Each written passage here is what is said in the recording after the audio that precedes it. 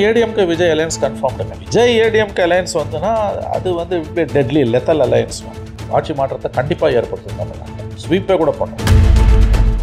Let's go holidays. It's time to travel beyond the boundaries. Medway Hospitals ஆரோக்கியத்திற்கான சிறந்த வழி. நம்ம Manju groups இன் iSpot, a premium smart plot community. BJP factor மட்டும் இல்லாமல் United ADMK இருந்து சின்ன சின்ன கட்சிகள் இருந்தால் கூட ஆட்சி மாற்றத்தை கொண்டு வரலாம். ஓட் பேங்க் அவங்களுக்கு இருக்கு. எவ்ரிடே மடிப்பிச்சை கேட்குற லெவல் தான். எங்களால் முடியல, நீ வந்து என்னை காப்பாற்றுன்னு தான் விஜய்க்கு அழைப்பு கொடுக்குறாங்க, சீமானுக்கு அழைப்பு, குறிப்பாக விஜய்க்கான அழைப்பு. இந்தியாவே ஆளக்கூடிய கட்சி 3வது முறையாக 17 மாநிலங்கள் ஆளக்கூடிய கட்சி, தமிழ்நாட்டில் 32 வருஷம் ஆண்ட கட்சி. இவங்க 2 பேரும் ஒன்று சேர்ந்தும் அவங்களால காப்பாற்றிக்க முடியாமல் 1.5 வருஷத்துக்கு மேலே கட்சி ஆரம்பித்த ஒருத்தர்கிட்ட வந்து விஷயம் என்ன எடப்பாடி கேட்குறாரு. ஆனால் அடுத்த அன்னைக்கு 4 ஹவர்ஸில் அவங்க ரிஜெக்ட் பண்ணுறாங்க. எடப்பாடி பழனிசாமி ஒன்றை நன்றாக புரிந்து கொள்ள வேண்டும். மக்கள் ஒன்றும் ஏமாளிகள் இல்லை. நீங்கள் ஏமாளியா பிஜேபி ஏமாளியான்றது பிரச்சனை இல்லை சார். மக்கள் ஒன்றும் ஏமாளிகள் இல்லை. எல்லாத்தையும் எல்லாரும் நீங்கள் பார்த்துட்டு. எடப்பாடி பழனிசாமி அவர்கள் சொன்னார், நாங்கள் ஒன்றும் ஏமாளிகள் இல்லைன்னு. அடுத்த நாளே அண்ணாமலை சொன்னார், நாங்களும் ஏமாளிகள் இல்லை. அதான் பதில். மறுபடியும் வந்து இவர் சமாளிக்கிறதுக்கு வந்து களத்தில் இறங்கி நான் பிஜேபியை சொல்லலை, பிஜேபியை சொல்லாமல் யாரை சொன்னீங்க? கூட்டணிக்கு தமிழ்நாட்டில் எடப்பாடி தான் தலைவர்னு அமித்ஷாவே சொன்ன பிறகும் இபிஎஸ் அவர்கள் பேசுவதற்கு அனுமதி கொடுக்கப்படவில்லை. இதுவே வந்து ஒரு அவமானகரமான காரியம். அதை பேசாமல் இருக்கிறத, அவருக்கு பேச விடாமல் செஞ்சதை நியாயப்படுத்த முடியாது. அது பிஜேபியோட அராஜகத்தை, ஆணவத்தை தான் காட்டுது. சொன்னார் எடப்பாடி பழனிசாமி அவர்களுடைய சுற்றுப்பயணம் ரொம்ப சீக்கிரமே தொடங்கிட்டாரு அப்படிங்கிறத முதல்ல பார்க்க முடியுது. இன்னும் இவ்வளோ நாள் இருக்கே, இப்போவே வந்துட்டு பயணத்தை ஆரம்பிச்சிட்டாரேன்னு பார்க்க முடியுது. ஆனால் அதோட இம்பேக்ட் வந்து வேறு விதத்தில் வந்துட்டு இருக்குங்கிறதையும் பார்க்க முடியுது. நீங்கள் ஃபஸ்ட்டு இந்த சுற்றுப்பயணத்தோட இம்பேக்ட் பற்றி கொஞ்சம் சொல்ல முடியுமா? க்ரௌடு ஓரளவு வருதுன்னு தான் சொல்கிறாங்க. அதாவது எதிர்பார்த்ததை விட அரசாங்கத்துக்கே ஒரு ஆச்சரியத்தை ஏற்படுத்தக்கூடிய அல்லது கவனிக்க வேண்டிய அளவுக்கு the government should have to take note of இட்னுவாங்க ஆங்கிலத்தில் சொல்லலாம். அரசாங்கம் வந்து ஏன்னா எதிர்க்கட்சி தலைவர் இந்த மாதிரி போகிறாருன்னா வரக்கூடிய க்ரௌடை வந்து ஒதுக்கி தள்ள முடியாது. நம்ம வந்து பெரிய க்ரௌட் இல்லைன்னு கவர்மெண்ட் ஒதுக்கிடும் சாதமாக இல்லை. இப்போ அந்த மாதிரி இப்போ ஒதுக்க முடியாது. எலெக்ஷன் எங்கேயோ கிடக்குது, 8 மாதம் இருக்குது. அதுக்கு முன்னாலே எதிர்க்கட்சி தலைவர் போகக்கூடிய சுற்றுப்பயணத்தில் வரக்கூடிய கூட்டம் வந்து அரசாங்கத்தால் ஒதுக்கி தள்ள முடியாத அளவுக்கு அரசாங்கம் ஓரளவு கவனம் கொள்ள வேண்டிய, ஓரளவு கவலை கொள்ள வேண்டிய ஒரு க்ரௌடாக தான் அது இருக்குன்றாங்க. ஆரம்ப கட்டத்தில் ஒரு பெரிய தவறு செஞ்சார். அந்த இந்து சமய அறநிலையத்துறை விவகாரத்தில் கோயில் பணத்தை எடுத்து கல்லூரி கட்டலாமான்னு பேசினார். அது பெரியதொரு பின்விளைவுகளை ஏற்படுத்துச்சு. பேக்லாஷ் வந்தது. அதுக்கு அடுத்த நாள் அப்புறம் எப்படி சமாளித்தார வழியே ஒன்றும் சரியாக வரல. அப்புறம் 10 நாள் பொறுத்து அவரே ஒப்புக்கொண்டார், கோயிலுக்கு காசில் கல்லூரி கட்டலாம், நான் ஒன்றும் கட்ட வேணாம்லாம் சொல்லலை, ஆனால் அரசாங்க பணத்துலேருந்தே கட்டலாமே தான் சொன்னான்னு அப்படியே ஜகா வாங்கினார் அவர் வந்து. ஏன்னா அது மிகப்பெரிய அளவில் வந்து அவருக்கு பின்னடைவை ஏற்படுத்துச்சு. அந்த இன்சிடெண்ட்டை தவிர்த்துட்டு பார்த்தீங்கன்னா க்ரௌட்ஸ் ஓரளவு மொபிலைஸ் ஆகிட்டு தான் இருக்குது அவருக்கு. அவர் திரும்ப விஜய்க்கும் சீமானுக்கும் அதுலேயும் மாற்றி பேசினார். நீங்கள் பார்த்தீங்கன்னா அதே தான் இப்போ நான் கேட்க வந்தேன். ஏன்னா ஆரம்பத்துலேருந்தே இந்த பயணத்தை தொடர்ந்து பார்த்தோம் அப்படின்னா காலையில் ஒன்று சொல்கிறாரு, சாயந்தரம் ஒன்று சொல்கிறாரு, இன்வைட் பண்ணுறாரு, அப்புறம் பாஜக எதிர்க்கிறாரு, அப்புறம் இல்லைன்னு வாபஸ் வாங்குறாரு, அப்புறம் வந்து காலையில் வந்து கம்யூனிஸ்டையும் விசிகாவையும் திட்டுறாரு, சாயந்தரம் 2 பேரையும் பாராட்டுறாரு. மாறி பார்க்க முடியுது அவருடைய விஷயங்கள். அதனால தான் நான் எப்படி இருக்குங்கிறத கேட்கணும்னு நினைச்சேன். அதாவது அவர் வந்து இப்போ பார்த்தீங்கன்னா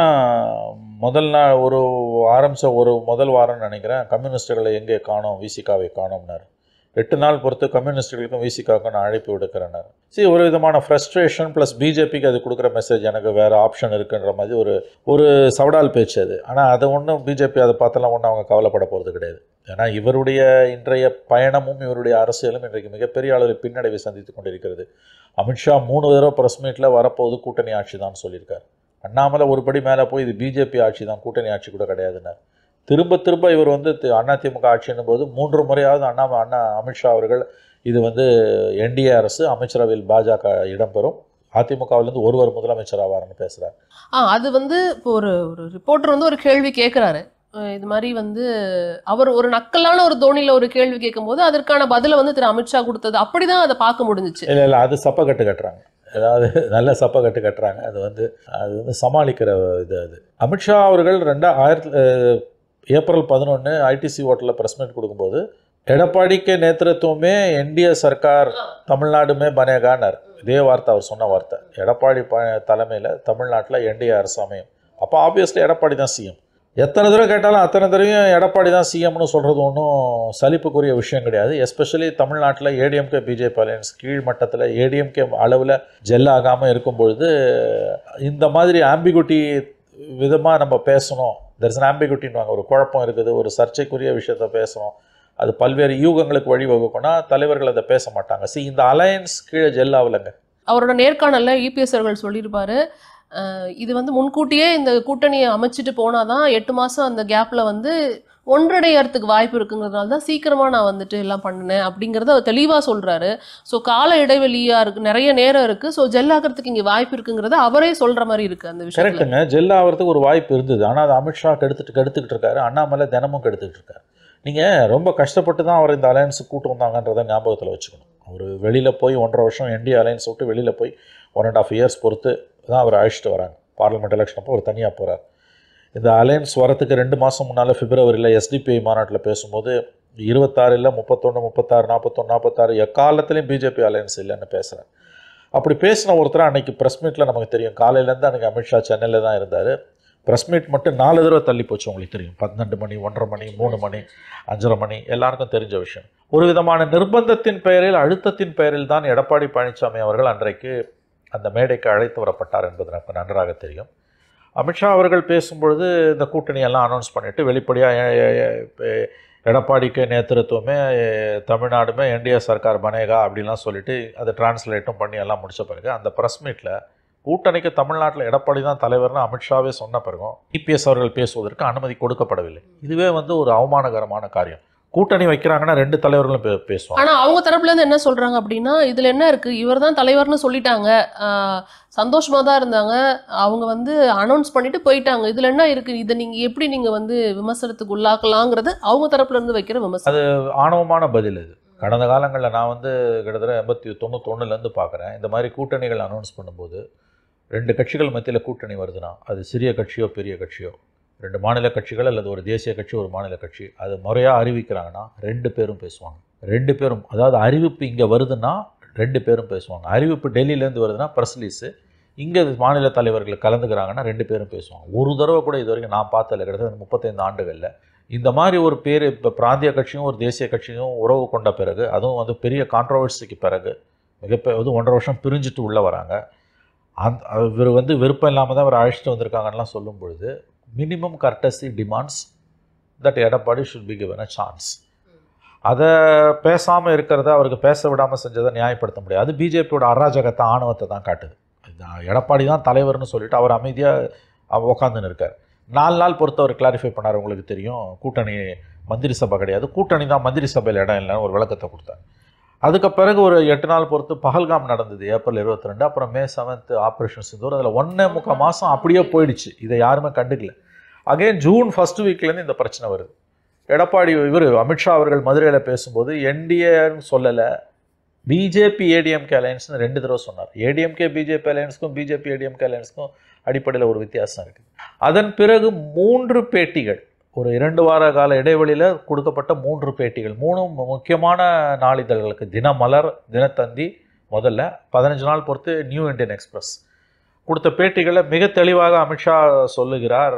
என்டிஏ அரசு தான் அமையும், அமைச்சரவையில் பாஜக இடம்பெறும், அதிமுகவிலிருந்து ஒருவர் முதலமைச்சர் ஆவார். அந்த அதிமுகவிலிருந்து ஒருவர் முதலமைச்சர் ஆவார் என்று நகைச்சுவை உணர்வுடன் பேசப்பட்ட கருத்து என்று சொல்வது அபத்தமானது. முழு பூசணிக்காயை சோத்தில் மறைக்கிற வேலை அது. எடப்பாடியோட நேமை வந்து அவர் மென்ஷன் பண்ணாமல் இருக்கார். இதே வாய் தான் அதுக்கு 2 மாதம் முன்னால் எடப்பாடி தலைமையில் தான் ஆட்சி அமையும்னு சொன்னாங்கன்னு போது அவங்க வந்து ஒரு விதமான நெருக்கடிக்குள்ளேயே இவங்களை வைக்கிறாங்க. திரு எடப்பாடி அவர்கள் வந்து பதில் கொடுத்தாரு, நாங்கள் ஒன்றும் ஏமாளிகள் அல்ல, ஆட்சியில் பங்கு கொடுப்பதற்கு அதிமுக ஒன்றும் ஏமாளிகள் அல்ல அப்படிங்கிறதையும் ஸ்டேட்மெண்ட்டை வந்து கொடுத்தாரு. இப்போ பேசிட்டாரு. இப்போ அமித்ஷா பேசுனதுக்கு எதிராக தான் அவர் பேசியிருக்கிறாரு அப்படிங்கிறத பார்க்க முடியுது. மறுநாளே அதை கிளாரிஃபை பண்ணுறாரு. இது வந்து நான் பாஜகவுக்கு எதிராக சொன்ன ஒரு விஷயம் கிடையாது, திமுக தரப்புல இருந்து பாஜக வந்து அதிமுகவை விழுங்கிரும்னு சொன்னதுனால நான் அவங்களுக்கு எதிராக அந்த வாதத்தை முன் வச்சேன். கூட்டணி ஆட்சி அப்படிங்கிறது வந்து பாஜக அவங்க தொண்டர்களை திருப்திப்படுத்துறதுக்காக சொல்ற ஒரு விஷயம் அப்படிங்கிறதையும் அவர் மென்ஷன் பண்றாரு. அது ஒரு துணி கீழ் தொங்குதுன்னா எவ்வளோதான் ஒட்டு போடுவீங்கிறதுக்கு ஒரு லிமிட் இருக்குது. மொத்தமாக இப்போ ஒட்டு போட்டது மட்டும்தான் உங்களுக்கு தென்படுது. அவர் சொன்னார், நாங்கள் ஒன்றும் ஏமாளிகள் இல்லைன்னு எடப்பாடி பழனிசாமி அவர்கள் சொன்னார். அடுத்த நாளே அண்ணாமலை சொன்னார், நாங்களும் ஏமாளிகள் இல்லை. அதான் பதில். மறுபடியும் வந்து இவர் சமாளிக்கிறதுக்கு வந்து களத்தில் இறங்கி நான் பிஜேபியை சொல்லுறேன். பிஜேபியை சொல்லாமல் யாரை சொன்னீங்க? அதாவது எடப்பாடி பழனிசாமி ஒன்றை நன்றாக புரிந்து கொள்ள வேண்டும். மக்கள் ஒன்றும் ஏமாளிகள் இல்லை. நீங்கள் ஏமாளியா பிஜேபி ஏமாளியான்றது பிரச்சனை இல்லை சார். மக்கள் ஒன்றும் ஏமாளிகள் இல்லை. எல்லாத்தையும் எல்லாரும் இன்றைக்கி பார்த்துக்கிட்டு இருக்கான். எவ்ரி ஒன் இஸ் வாட்சிங். அது அந்த காலத்தில் மேடம், இப்போ ஜெயலலிதா நரசிம்மராவ் அலையன்ஸ் வந்தப்போ வெறும் பிரிண்ட் மட்டும்தான். காட்சி ஊடகங்கள்னு பார்த்தீங்கன்னா சன் டிவி அப்போ தான் வந்த காலகட்டம். பெரிய அளவில் அதுக்கு ரீச் கிடையாது. வார பத்திரிகைகள், செய்தித்தாள்கள் தான் மெயின். அதாவது தூர்தர்ஷன் பார்ப்போம், ராஜ் டிவி, சன் டிவி இருந்தது. அந்த ரீச் அவ்வளோ பெருசாக கிடையாது பப்ளிக் ஒப்பீனியனில். இன்றைக்கி வந்து பார்த்திங்கன்னா மோர் தேன் சேட்டலைட் சேனல்ஸ், ஆஃப்கோர்ஸ் சேட்டலைட் சேனல்ஸும் நிறையா வந்துடுச்சு. அதை விட முக்கியமாக வந்து கையளவு உலகம். உங்களோட மொபைலில் வந்து நீங்கள் பாரம்பரிய ஊடகங்கள் மக்கள்கிட்ட செய்தியை கொண்டு போய் சேர்க்கறதுக்கு முன்னாலேயே, அச்சு ஊடகங்களோ ஏன் காட்சி ஊடகங்களே போகிறதுக்கு முன்னால், ஒரு தொலைக்காட்சியில் இந்த செய்தியை பற்றின வர்ணனை வர்றதுக்கு முன்னாலே யூடியூப்பில் வர்ணனை வந்துடுது. மக்கள் அதிகமாக அதை தான் பார்க்குறாங்க. அப்போ இந்த காலகட்டத்தின் பின்புலத்தில் நம்ம பேசும்பொழுது இன்றைக்கி தினம் இந்த கூட்டணி உருவான பிறகு ஏப்ரல் 11 இன்ன வரைக்கும் ஒவ்வொரு நாளும் எவ்வளவு தூரம் அதிமுகவை பலவீனப்படுத்த முடியுமோ, இழிவுபடுத்த முடியுமோ, மட்டுப்படுத்த முடியுமோ, மட்டம் தட்ட முடியுமோ அந்த அளவுக்கு பிஜேபி செய்து கொண்டிருக்கிறது. இப்போ இது மாதிரியே நம்ம பேசுகிறோம். இப்போ அதிமுக பிஜேபி கூட்டணி பற்றி தான் நீங்கள் விமர்சனம் பண்ணுறீங்க. ஆனால் இந்த தரப்புலையும் வந்து காங்கிரஸுக்கும் திமுகவுக்கும் விசிகாவுக்கும் நடுப்புற நிறைய பிரச்சனைகள் ஓடிட்டு இருக்கு. அவங்களும் பொது வெளியில் வந்து ஒருவரை ஒருவர் விமர்சனம் பண்ணிக்கிறாங்க. அப்போ அங்கே கூட்டணியில் பிரச்சனை நடக்குது, ஆனால் கூட்டணி ஒற்றுமையாக இருக்குன்னா இங்கேயும் அப்படி தானே இருக்கும். நீங்கள் அந்த நரேட்டிவை இங்கே மட்டும் செட் பண்ணுறீங்க அப்படின்ற ஒரு விமர்சனம் வருது. ரொம்ப தவறான ஒரு உதாரணம். சரி, மீடியா ஒன் சைடாக இருக்குது. ஆன்டி பிஜேபியா ஆன்டி ஏடிஎம்கேவாக இருக்குது. ஆன்டி பிஜேபி ஆன்டி ஏடிஎம்கேன்றதை விட ப்ரோ டிஎம்கேவாக இருக்குது. சப்சர்வியன்ட் ஆஃப் டிஎம்கே 90% மீடியா திமுகவோட இரும்பு கட்டுப்பாட்டுக்குள்ளே இருக்குது. கோதி மீடியான்வாங்க. கோதி மீடியானா மடியில் உட்காந்துருக்க மீடியான்னு அர்த்தம். டெல்லி மீடியா எப்படி கோதி மீடியாவும் தமிழ்நாடு மீடியாவும் கோடி மீடியா தான்றது டு லார்ஜ் எக்ஸ்டென்ட் உண்மை நான் ஒப்புக்கொள்கிறேன். ஆனால் இந்த விஷயத்தில் இந்த உதாரணம் தப்பு. நீங்கள் எப்படின்னு பார்த்தீங்கன்னா, ஏடிஎம்கே பிஜேபி அலையன்ஸில் அடிப்படையிலே கோளாறு இருக்குது. அவங்க வந்து கூட்டணி ஆட்சின்னு அமித்ஷா சொல்லவே இல்லைன்னு எடப்பாடி சொல்கிறார். ஆனால் அண்ணாமலை சொன்ன ஒரு பாயிண்ட் 100% கரெக்ட். அண்ணாமலை ரொம்ப அரிதாக அத்திப்புத்தா மாதிரி உண்மை பேசுவார். ஏன்னா வாயை திறந்தா போய் தான். 90% மேலே பொய் பேசக்கூடிய அண்ணாமலை, உண்மைக்கு மாறானதை பேசக்கூடிய அண்ணாமலை அத்திப்புத்தார் போல் சில நேரங்களுக்கு உண்மை பேசி விடுவார். அப்படித்தான் அவர் 4 நாளைக்கு முன்னால் சொன்னது. அமித்ஷா அவர்களுடைய பேட்டி, அதிகாரத்தில் நாங்கள் பங்கு பெறுவோம், அமைச்சரவையில் இருப்போம் என்று 3 செய்தித்தாள்கள் 3 பேட்டிகளில் தொடர்ந்து அவர் சொல்லி கொண்டிருக்கிறார். இதை ஃபேக்சுவலாக தப்புன்னு எடப்பாடியும் அவருடைய அமைச்சர்களும் சொல்லுவது தவறுன்னு அண்ணாமலை சொன்னார். Which is correct, 100% correct. இங்கே அந்த மாதிரியான நெருக்கடி கிடையாது. நீங்கள் வந்து டிஎம்கே அலையன்ஸ்குள்ளே இருக்க பிரச்சனைகள் வந்து கூட்டணி ஆட்சி வேண்டும் என்ற கோரிக்கை திமுகக்குள்ளே வந்து பெரிய அளவில் எழவே இல்லை. அது ஒரு சிக்கலாக கண்டிப்பாக ஸ்டாலினுக்கு மாறாது. எப்படி சொல்கிறேன்னு கேட்டிங்கன்னா, விசிக்கு அந்த கோரிக்கையை இப்போ வலியுறுத்தவே இல்லை. முதல்ல சொன்னாங்க, அப்புறம் நாங்கள் இது பொதுவான கருத்து அப்படின்ட்டாங்க. காங்கிரஸ் அந்த கோரிக்கையை கண்டிப்பாக வைக்காது. ஏன்னா 29 தான் அவங்களுக்கு இலக்கை ஒழி, 26 கிடையாது.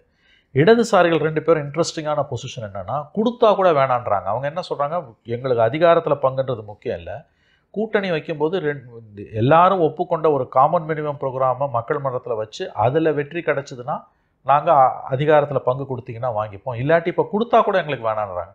அதனால் டிஎம்கே அலையன்ஸுக்குள்ளே சில பிரச்சனைகள் இருக்குதுன்னு உண்மை. ஆனால் ஏடிஎம்கே பிஜேபியில் இருக்க மாதிரியான ஒரு அடிப்படையே ஆட்டங்காண வைக்கக்கூடிய சிக்கல்கள் வந்து டிஎம்கே அலையன்ஸில் இல்லை. இது ரெண்டையும் நம்ம பிரித்து பார்க்கணும். நான் ஒரு விஷயத்தை ஒப்புக்கொள்கிறேன், ரொம்ப 100% ஒப்புக்கொள்கிறேன். தமிழ்நாட்டு மீடியா ஒன் சைடாக இருக்குது. 90% தமிழக ஊடகங்கள், எஸ்பெஷலி சேட்டலைட் சேனல்ஸ், செய்தி தொலைக்காட்சி சேனல்கள், 90% செய்தி தொலைக்காட்சி சேனல்கள் ஒருதலை பட்சமாக திமுக என்ன தப்பு பண்ணாலும் அதை வெளிப்படுத்த வேண்டிய அளவுக்கு வெளிப்படுத்தாமல் அதுக்கு ஜால்ரா போட்டுக்கிட்டு உண்மையை மறைச்சிக்கிட்டு, அதே நேரத்தில் அதிமுக பாஜக கூட்டணியில் வந்து சிறிய பிரச்சனைகள் வந்தால் கூட அதை பூதாகரமாக ஆக்கி கொண்டு ஒட்டுமொத்த நரேட்டிவையும் ஏடிஎம்கேக்கு எதிராக பிஜேபிக்கு எதிராக திருப்பி கொண்டு திமுகவுக்கு சாதகமாக திமுகவை காப்பாற்றக்கூடிய திமுக அரசில் நடக்கக்கூடிய பஞ்சமா பாதகங்களை மக்கள் மன்றத்தில் கொண்டு போய் சேர்க்க வேண்டிய அளவுக்கு சேர்க்காமல் கிட்டத்தட்ட திமுகவின் ஊதுகுழல்களாகவும் திமுகவை காப்பாற்றக்கூடிய வேலையும் தான் 90% திமுக தமிழ்நாட்டு ஊடகங்கள் செய்து கொண்டிருக்கின்றன என்பது 100% உண்மை. இதில் எனக்கு மாற்று கருத்து இல்லை. ஆனால் இந்த பர்டிகுலர் இஷ்யூவில், ஏன்னா இங்கே வந்து இது ஒரு அடிப்படையில் ஆன்டி பிஜேபின்றது இவங்களை நல்லா ஒரு சிமெண்ட் பண்ணி வச்சுருக்குது. அதனால் அந்த மதிப்பீடு இந்த பர்டிகுலர் இஷ்யூவை பொறுத்த வரைக்கும் அலையன்ஸை விமர்சனம் பண்ணுறதுன்றதில் மீடியா வந்து ஒன் சைடாக இருக்குன்றது என்னால் ஏற்றுக்கொள்ள முடியாது. டிவிகேக்கும் என்டிகேக்கும் மறைமுகமாக அழைப்பு விடுத்திருக்கிறாரு. ஆனால் அதை வந்து தவிர்த்துருக்குறாங்க அவங்க 2 பேருமே. அதை நீங்கள் எப்படி பார்க்குறீங்கன்னா, மறைமுகமாகவோ நேரடியாகவோ பாஜகவோட கொள்கை எதிரியோட கூட்டணி இல்லை அப்படிங்கிறத திரு விஜய் அவர்களே சொல்லிட்டாரு. இப்போ திரு ஆதவர்ஜுனா அவர்கள் குரான் மேல் சத்தியமாக பாஜகவோட கூட்டணி கிடையாது அப்படிங்கிறதையும் சொல்லியிருக்காருங்கிறத பார்க்க முடியுது. ஆனாலும் ஏடிஎம்கே வந்து இப்போ வரைக்கும் அழைப்பு விடுப்பதற்கான காரணம் என்ன? ஒருவேளை வந்து சேர்ந்துட்டு நாங்கள் ஏடிஎம்கேவோட கூட்டணி வைக்க மாட்டோம்னு சொல்லவே இல்லையே அப்படின்னு அவங்க சொல்லுவாங்க அப்படிங்கிற மாதிரியும் இங்கே வந்து பெர்ஸ்பெக்டிவ்ஸ் இருக்கு. அது எப்படி நீங்கள் பார்க்குறீங்க? பாலிடிக்ஸ்லையும் லவ்லையும் சத்தியத்துக்குலாம் எந்த அர்த்தமும் கிடையாது.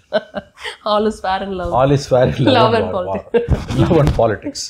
இன்னும் சொல்லப்போனால் இல்லைன்னா இருக்குன்னு அர்த்தம். அதனால் இதில் போய் குரானை எழுத்துன்னு வந்து குரான் மேலே சத்தியன்றதெல்லாம் அபத்தமானது. அதெல்லாம் வந்து ஆதவர்ஜுனா தவிர்த்திருக்க வேண்டும். அப்படியே நீங்கள் பார்த்தீங்கன்னாலும் குரான் மேலே சத்தியத்தை ஆதவர்ஜுனா தான் பண்ணுறாரு, ஒழிய விஜய் பண்ணல. நாளைக்கு சேர்ந்துக்கிட்டால் நான் பண்ணல சத்தியம், அது அவர் பண்ண சத்தியம், அவரை போய் கேளுன்றுவாங்க. ஆகவே இது வந்து ரொம்ப அபத்தமான உதாரணம். நான் அது மேலே சத்தியம் பண்ணுறேன், இது மேலே சத்தியம் பண்ணுறதுன்றலாம். The issue is very simple. ADMK BJP alliance number 1 கீழே ஜெல்லாவில் ஏடிஎம்கே மத்தியில் அந்த அலைன்ஸ் வந்து பெரிய அளவில் வெற்றி வாய்ப்பு இருக்கான்றது மிகப்பெரிய கேள்விக்குறியாக இருக்குது. ஏன்னா வெஸ்டர்ன் பெல்ட் மாதிரியான இடங்களில் வந்து விஜயோட ஃபேக்டர் வந்து அவங்களுக்கு எதிராக, அந்த அலைன்ஸுக்கு எதிராக போயிட்டு இருக்குது. விஜய் பெரிய அளவில் ஏடிஎம்கே பிஜேபி ஓட்ட உடைக்கிறார். எங்களால் முடியல, நீ வந்து என்னை காப்பாற்றுன்னு தான் விஜய்க்கு அழைப்பு கொடுக்குறாங்க, சீமானுக்கு அழைப்பு, குறிப்பாக விஜய்க்கான அழைப்பு. இந்தியாவையே ஆளக்கூடிய கட்சி, 3வது முறையாக 17 மாநிலங்கள் ஆளக்கூடிய கட்சி, தமிழ்நாட்டில் 32 வருஷம் ஆண்ட கட்சி. இவங்க 2 பேரும் ஒன்றும் சேர்ந்தும் அவங்களால காப்பாற்றிக்க முடியாமல் 1.5 வருஷத்துக்கு மேலே கட்சி ஆரம்பித்த ஒருத்தர்கிட்ட வந்து எங்களை வந்து எப்படியாவது SOSன்னு வாங்க, சேவ் அவர் சோல்ஸ்னு, இதில் மேடே சிக்னல்ஸ்னுவாங்க. கப்பல் நடுப்புற கடல் நடுப்புற மாட்டிக்கிச்சுன்னு வச்சுக்கோங்களேன், மேடே சிக்னல்ஸ்னுவாங்க. அப்புறம் ஏதோ பெரிய ஒரு இது இப்போ ஃப்ளைட் கிராஷ் ஆச்சு, அப்போ கூட SOS சேவ் அவர் சோல்ஸ். தினமும் வந்து ஏடிஎம்கேவும் பிஜேபியும் SOS அனுப்பிக்கிட்டு இருக்காங்க. இப்போ தான் கொஞ்சம் நிறுத்தியிருக்காரு நயினார் நாகேந்திரன். அதர்வைஸ் எவ்ரிடே மடிப்பிச்சை கேட்குற லெவல் தான். விஜய் வருவார். ஏன்னா இவங்க அலையன்ஸுக்கு ஜெல் ஆகலை. நீங்கள் பலவீனமாக கூட இருக்கலாங்க, அந்த பலவீனத்தை வெளியில் காட்டக்கூடாது. விஷயம் என்ன, எடப்பாடி கேட்குறாரு, ஆனால் அடுத்த அன்னைக்கு 4 ஹவர்ஸில் அவங்க ரிஜெக்ட் பண்ணுறாங்கங்க. 4 ஹவர்ஸில் அவங்க கட்சியில் சேர்ந்த கொள்கை பரப்பு செயலாளர் அவர் ரிஜெக்ட் பண்ணுறாரு. கொஞ்ச நேரத்தில் சீமானும் ரிஜெக்ட் பண்ணுறாரு. இந்த தமிழில் ஒரு இது உண்டு, கடை விரித்தேன்னு கொள்வார் இல்லைன்னுவாங்க. இவர் கூவி அழைக்கிறாரு, யாரும் வரமாட்டேன்றாங்க. 8 மாதம் இருக்குதுங்க, அது வரைக்கும் அதில் ஏதாவது முன்னேற்றம் வருதான்னு பார்க்கணும். ஆனால் இப்போ இருக்க சூழ்நிலை இந்த அலைன்ஸ் ரொம்ப பலவீனமாக இருக்குது. இதில் அவங்க சொல்கிறது என்னென்னா, ஒன்று டிவிகே வந்து இப்போ வரைக்கும் ஏடிஎம்கேயோட கூட்டணி இல்லைன்னு டைரெக்டாக சொல்லவே இல்லையே, அப்போ வந்து வாய்ப்பு இருக்குது அப்படின்றது அவங்க தரப்பு வாதமாக இருக்குது. இன்னொன்று, நாம் தமிழர் கட்சியில் வந்து சீமான் அவர்கள் வந்து ஒரு தீமைக்கு இன்னொரு தீமை வந்து சொல்யூஷனாக இருக்காதுங்கிறத சொல்லிட்டாருன்னு சொன்னாலுமே 8 மாதம் இருக்குல்ல அப்படின்ற வார்த்தையை விட்டுருக்காரு அப்படிங்கிறதையும் அவங்க வந்து ஒரு வாதமாக எடுத்துக்கிறாங்க. ஸோ மேபி அவங்க வரத்துக்கு வாய்ப்பு இருக்குங்கிறத அவங்க சொல்கிறாங்க, ப்ரெடிக்ட் பண்ணுறாங்க. இப்படிப்பட்ட பேச்சுக்களே வந்து இது எவ்வளோ பலவீனமாக இருக்காங்கன்றது தான் காட்டுது. இது யார் கூட வேணால் போவாங்க, அதை நான் ரூல் அவுட் பண்ணலை. இத்தனையும் மீறி கூட வந்து ஏடிஎம்கே பிஜேபி அலையன்ஸ்க்கு விஜய் போகிறதுக்கு ஸ்டில் ஒரு 10% சான்ஸ் இருக்குது. சீமானுக்கு அது கிடையாது, கிட்டத்தட்ட கிடையாது. மேபி ஒரு 8 மாதம் சொல்கிறதால ஒரு வாய்ப்பு இருக்கான்ற ஒரு சந்தேகம் தான் எழுது. பட் அதுக்கு வாய்ப்பு குறைவு. நீங்கள் பிஜேபி இல்லைன்னா ஏடிஎம்கே விஜய் அலையன்ஸ் கன்ஃபார்ம்டுங்க. அந்த பிஜேபி ஃபேக்டர் தான் இன்றைக்கி வந்து எல்லாத்தையுமே ஸ்பாயில் பண்ணிகிட்ருக்குது. விஜய் ஏடிஎம்கே அலையன்ஸ் வந்துன்னா அது வந்து டெட்லி லெத்தல் அலையன்ஸ் வாங்க. அது ஆட்சி மாற்றத்தை கண்டிப்பாக ஏற்படுத்தும், தமிழ்நாட்டில் ஸ்வீப்பே கூட பண்ணும், அந்த மாதிரியான சுச்சுவேஷன் இருக்குது. பட் பிஜேபி ஃபேக்டர் வந்து டிஎம்கேக்கு பெரிய அளவில் ஒர்க் அவுட் ஆகிட்டு இருக்குது. டிஎம்கேவோட கிரேசிங் ஃபேஸே வந்து பிஜேபி தான். அவங்களோட சாதனைகளோ கூட்டணியோ கூட கிடையாது. தமிழ்நாடு வரலாற்றிலே அதிர்ஷ்டசாலியான முதலமைச்சர் முத்துவேலு கருணாநிதி ஸ்டாலின் தான். ஏன்னா அவர் எதிரியே இல்லை. அவர் ஆட்சியில் உட்கார வைக்கிற வேலையை பிஜேபி அமோகமாக பண்ணிகிட்டு இருக்குது ஏடிஎம்கேவோட சேர்ந்து. ஸோ இந்த கட்டத்தில் வந்து ஒரு ஏடிஎம்கே வந்து ஒரு ஃபார்மடபுள் அலையன்ஸும் சொல்லக்கூடியதை உருவாக்கத்துக்கு ரொம்ப கஷ்டப்படுறாங்க. ஆனால் அது முடியல. அதாவது ஐஓயூன்னு ஒரு தியரி உண்டு, இண்டெக்ஸ் ஆஃப் அப்போசிஷன் யூனிட்டி அப்படின்னு சொல்லுவாங்க. என்டிடிவியோட பிரணாய் ராய் அடிக்கடி சொல்லுவார், 25 வருஷத்துனாலே அவர் சொன்னது. ஒரு ஆளுங்கட்சியை வீழ்த்தணும்னா அடிப்படையில் தேவையான விஷயம் வந்து எதிர்கட்சிகள்கிட்ட இருக்க வேண்டிய ஒற்றுமை, இண்டெக்ஸ் ஆஃப் அப்போசிஷன் யூனிட்டி. அது இருந்தால் மட்டும்தான் நீங்கள் ஆளுங்கட்சியை வீழ்த்த முடியும். அப்படி இல்லாமல் ஆளுங்கட்சி ரொம்ப அட்டகாசம் பண்ணி மக்கள் மன்றத்தில் சந்தி சிரித்து விரோதமாக போய் எதிர்கட்சிகளுக்கு வந்து ஒற்றுமை இல்லாமலே கூட வந்து அதில் இருக்க பிரதான எதிர்கட்சி அதை வீழ்த்துது ஆளுங்கட்சி, அது ரொம்ப ரேர். ஏன்னா இந்த அரசாங்கத்தில் வந்து மிகப்பெரிய அளவில் மக்கள் விரோத காரியங்களோ அல்லது வந்து இந்த அரசு வீட்டுக்கு போனால் போதும், திமுக அரசு போய் ஒழிஞ்சா போதுன்ற மாதிரியான சூழல் இது வரைக்கும் இல்லை. ஒரு அதீதமான வெறுப்புன்னுவாங்கல்ல, ஆன்டி இன்கம்பன்சின்றது இருக்குதே ஒழிய 2011 இருந்த அளவுக்கு அல்லது 96 இருந்த அளவுக்கு, அது ரெண்டும் கட் ஆஃப் இயர்ஸ். எனக்கு 96 ஜெயலலிதா ஃபஸ்ட் இயர் டென்யூரில் வந்து போய் ஒழிஞ்சா போதுன்ற மாதிரி ஆச்சு. அப்போ நிறைய அதுக்கான சிம்டம்ஸ் தெரிஞ்சுது. 2011 அது தெரிஞ்சுது கருணாநிதியோட 6 and 11 ஆட்சியில். அத்தகையது ஒரு வெறுப்பு வந்து இன்றைக்கு ஆட்சியாளர்கள் மேலே இல்லை. கண்டிப்பாக ஸ்டாலின் மேலே இல்லை, அது என்னால் உறுதியாக சொல்ல முடியும். திமுக காரர்கள் மேலே இருக்கலாம், ஆன்டி இன்கம்பன்சி இருக்குது, பட் ஸ்டாலின் மேலே அது இல்லை. அதனால் வந்து ஒரு அதீதமான வெறுப்பை வந்து ஆட்சியாளர்கள் முதலமைச்சர் சந்திக்காத ஒரு சூழ்நிலையில் நீங்கள் இண்டெக்ஸ் ஆஃப் அப்போசிஷன் யூனிட்டி இல்லாமல் இந்த கவர்மெண்ட்டை வீட்டுக்கு அனுப்ப முடியாது. இன்னொன்று ஆன்டி பிஜேபின்றது இங்கே பேசிக்காகவே இருக்குதுங்க. ஒரு தெருவில் இருக்க லைட் போஸ்ட்டை கேட்டால் கூட அது பிஜேபி பிடிக்கல. நீங்கள் பிஜேபி ஃபேக்டர் மட்டும் இல்லாமல் யுனைடெட் ஏடிஎம்கே, ஒன்றுபட்ட அதிமுக இருந்து சின்ன சின்ன கட்சிகள் இருந்தால் கூட ஆட்சி மாற்றத்தை கொண்டு வரலாம். ஓட் பேங்க் அவங்களுக்கு இருக்குது. இந்த மினிட் பிஜேபி உள்ளே வரும்போது என்ன ஆகுதுன்னு கேட்டிங்கன்னா, திமுக செய்த மற்ற தவறுகள் எல்லாமே பின்னுக்கு தள்ளப்படுது. Especially minorities ஃபேக்டருங்க. ஒரு 16 to 18% இருக்கக்கூடிய மைனாரிட்டிஸ் ஓட்ஸ் வந்து என் மாதம் அப்படியே கிட்டத்தட்ட 90% பிஜேபி ஏடிஎம்கே அலையன்ஸ்க்கு எதிராக டிஎம்கேக்கு போகுது. இதில் பிஜேபி ஏடிஎம்கே அலையன்ஸில் ஒரு பெரிய செகண்ட் கேஷுவல்ட்டி யாருன்னா விஜய். ஏன்னா தனியாக பிஜேபி தனியாக, ஏடிஎம்கே தனியாக, விஜய் தனியாக நின்றுருந்தால் ஆன்டி டிஎம்கே ஓட்ஸ் ஓரளவுக்கு விஜய்க்கும் ஏடிஎம்கேக்கும் பிரிஞ்சு போயிருக்கும். நான் சொல்கிறது மைனாரிட்டிஸ் ஓட் எஸ்பெஷலி. இப்போ மைனாரிட்டிஸ் ஓட்ட மெயின் கன்சர்ன் வந்து சேஃப்டி. அவங்களுக்கு ஒரு உண்மையிலேயே பிஜேபியை பார்த்து ஒரு அச்சம் இருக்குது. இப்போ விஜயை பிடிக்கிற மைனாரிட்டிஸ் கூட பிரின்சிபல் எனிமி வந்து நமக்கு வந்து பிஜேபி அப்படின்னும் பொழுது நம்ம விஜய் பக்கம் போடக்கூடிய ஓட்டுக்கள் ஒருவேளை ஏடிஎம்கே பிஜேபிக்கு சாதகமாக போயிடுச்சுன்னா அது வந்து உங்களுக்கு வந்து அப்போ அவங்க தானே உங்களுக்கு ஜெயிச்சிருவாங்க. நெக்ஸ்ட் கவர்மெண்ட் யார் வந்தாலும் இந்த கவர்மெண்ட் போய் ஏடிஎம்கே பிஜேபி அலையன்ஸ் வந்ததுன்னா that will be BJP government. 2 casualty, ADMK BJP வந்ததில் direct casualty is ADMK, second indirect casualty is Vijay. அவருக்கு போக வேண்டிய ஓட்டு வந்து போகாது. ஏன்னா டாக்டிக்கல் ஓட்டிங்கில் தான் மைனாரிட்டிஸ் இருப்பாங்க எனக்கு தெரிஞ்சு. அவங்களுக்கு இந்த விலைவாசி உயர்வு இதெல்லாம் வந்து செகண்டரி, லா அண்ட் ஆர்டர் கூட. Safety is first. அப்படி பார்க்கும்போது இப்போ வட இந்தியா பூரா இன்றைக்கி நடந்து கொண்டு இருக்கக்கூடிய சம்பவங்களை வச்சு பார்க்கும்போது அவங்களுக்கு ஒரு ஜெனுயன் ஃபியர் மைனாரிட்டிஸ்க்கு இருக்குதுங்க. அதை வந்து நம்ம அட்ரஸ் பண்ணாமல் இருப்பது வந்து மனிதாபிமானமே இல்லாத செயலில் நான் பார்க்குறேன். அப்படி பார்க்கும்போது விஜய்க்கு வந்து இந்த எலெக்ஷன் வந்து ஏடிஎம்கே பிஜேபி அலையன்ஸால் விஜய்க்கு வந்து நஷ்டம் தான். ஏன்னா அவருக்கு வர வேண்டிய ஓட்டு அவருக்கு வராது. அவருக்கு போட்டால் அது வந்து ஏடிஎம்கே பிஜேபிக்கு லாபமாக போயிடுமோ என்ற அச்சம் ஆட்டோமேட்டிக்காக அவங்களை திமுக பக்கம் தான் அந்த மைனாரிட்டிஸ் ஓட்டை உந்தி தள்ளும்னு நான் பார்க்குறேன். நிச்சயமாக. ஸோ தொடர்ந்து நம்ம ஒவ்வொரு தடவையும் சந்திக்கும் போது இந்த கூட்டணி குறித்த விவாதங்கள் போயிட்டு தான் இருக்குது. அது எப்போ செட்டில் ஆகுங்கிறது தெரியும். அது நாள் ஆகும் உங்களுக்கு, ஜனவரி பிப்ரவரி வரைக்கும் கூட போகலாம். நிச்சயமாக சார். உங்களோட நேரத்திற்கு நன்றி சார். நன்றி. Let's go holidays. It's time to travel beyond the boundaries. Medway Hospitals, ஆரோக்கியத்திற்கான சிறந்த வழி. நம்ம மஞ்சு குரூப்ஸின் iSpot, a premium smart plot community.